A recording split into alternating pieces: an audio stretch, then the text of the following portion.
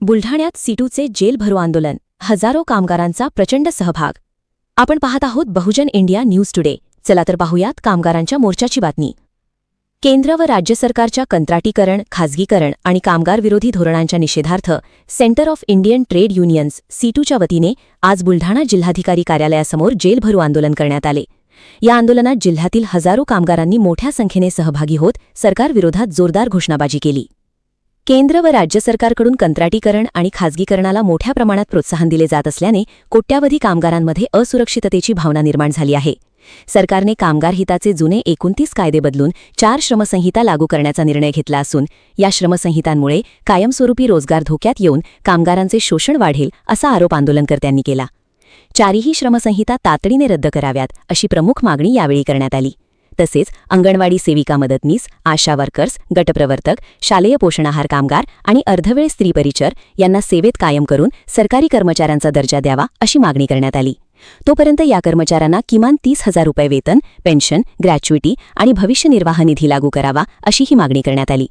शेतकऱ्यांच्या शेतमालाला उत्पादन खर्चावर आधारित किमान हमीभाव, संपूर्ण कर्जमाफी, पीक विमा तसेच खत, बियाणे, कीटकनाशके व शेती अवजारांसाठी अनुदान द्यावे.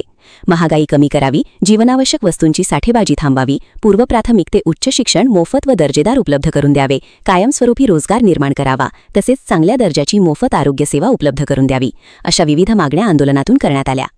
शालेय पोषणाहार कामगारांना 2 वर्षांपूर्वी जाहीर करण्यात आलेली 1,000 रुपयांची मानधनवाढ तातडीने लागू करावी अशी मागणीही करण्यात आली. सीटूचे जिल्हाध्यक्ष पंजाबराव गायकवाड यांच्या नेतृत्वाखाली जिजामाता प्रेक्षागार ते जिल्हाधिकारी कार्यालय असा भव्य मोर्चा काढण्यात आला. त्यानंतर स्टेट बँक चौकात रास्ता रोको आंदोलन करण्यात आले. यावेळी अंगणवाडी कर्मचारी, आशा वर्कर्स, गटप्रवर्तक, अर्धवेळ स्त्री परिचर, शालेय पोषणाहार कामगार सह जिल्ह्यातील विविध कामगार मोठ्या संख्येने सहभागी झाले. आंदोलनादरम्यान केंद्र व राज्य शासनाच्या धोरणांविरोधात जोरदार घोषणाबाजी करण्यात आल्याने जिल्हाधिकारी कार्यालय परिसर दणाणून गेला. आंदोलनात सहभागी प्रमुख पदाधिकारी व कार्यकर्ते. अंगणवाडी कर्मचारी संघटना, जिल्हा सचिव प्रतिभा पाटील, मंदा डोंगरदिवे, सरला मिश्रा. आशा वर्कर संघटना, ललिता बोदडे, प्रज्ञा तायरे, विजया ठाकरे, रेखा इंगळे, शारदा खोडके, वर्षा बेदरकर, आरती सोनटक्के, सीमा. शालेय पोषणाहार कामगार संघटना, ज्ञानेश्वर वाघमारे, शोभा काळे, उषा डुकरे, उर्मिला राठोड, गोदावरी खंडेराव, अन्नपूर्णा कुकडे. गटप्रवर्तक संघटना, जयश्री तायडे, रश्मी दुबे, छाया खंडारे.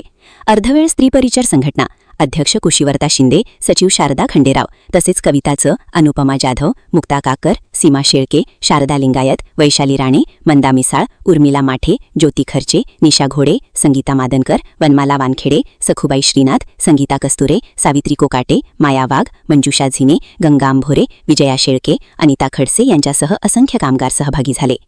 कामगारांच्या मागण्या मान्य करा, 4 श्रमसंहिता रद्द करा अशा घोषणांनी बुलढाणा जिल्हाधिकारी कार्यालयाचा परिसर दणाणून गेला.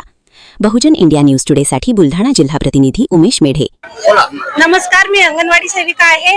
आम्ही सर्व प्रकारच्या सेवा आणि सुविधा पुरवतो. लसीकरण असो, पोषण आहार असो, शिक्षण असो, मुलांना पूर्व प्राथमिक शिक्षण असो, गरोदर मातांच्या सेवा असो, आम्ही सर्व सुविधा पुरवतो. पण आम्हाला त्या बदल्यात तसं वेतन मिळत नाही. आम्हाला मानधनही खूप कमी मिळते.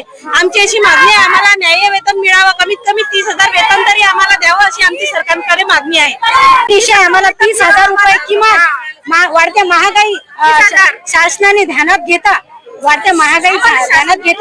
शासनाने आमची जी आहे पेन्शनची जी आमची मागणी आहे ती आमची मान्य करायला पाहिजे. आम्हाला जे 30,000 रुपयाचे आमचं जे मानधनाच्या बदली आम्हाला वेतन आम्हाला कायमस्वरूपी वेतन द्यायलाच पाहिजे. किमान वेतन 30,000 म्हणजे वाढत्या महागाईचा विचार करता शासनाने या गोष्टी ध्यानात घेतल्या पाहिजे. या सरकारनं आमचा असा घात केलाय. आम्ही 2003 पासून शालेय पोषण आहार शिजवतो आणि आम्हाला फक्त 80 रुपये रोज आहे. 80 रुपये रोजात आमचं काय होतंय? काही महिला विधवा आहेत, काही महिला वय गेला पूर्ण आणि आशा महिलाने, आशा वर्कर, अंगणवाडी आणि मदतनी यांच्या पगारात वाढ झाली आणि त्यांना पण दिली का नाही ते आम्हाला माहित नाही. पण आम्हाला 1,000 रुपये वाढ दिली 2022 पासून. आम्हाला 1 रुपया सुद्धा मिळाला नाही अजून आणि आम्हाला 10 ते 3 वाजेपर्यंत चुलीवर स्वयंपाक करावा लागतो. गॅस सांगितले तर आमचे डोळे चाललेत, पण हे सरकार आम्हाला गॅसची पण बरोबरी करून नाही राहिलं. अशा सरकारने काय करावं? आमची कदर कशी येत नाही सरकारले.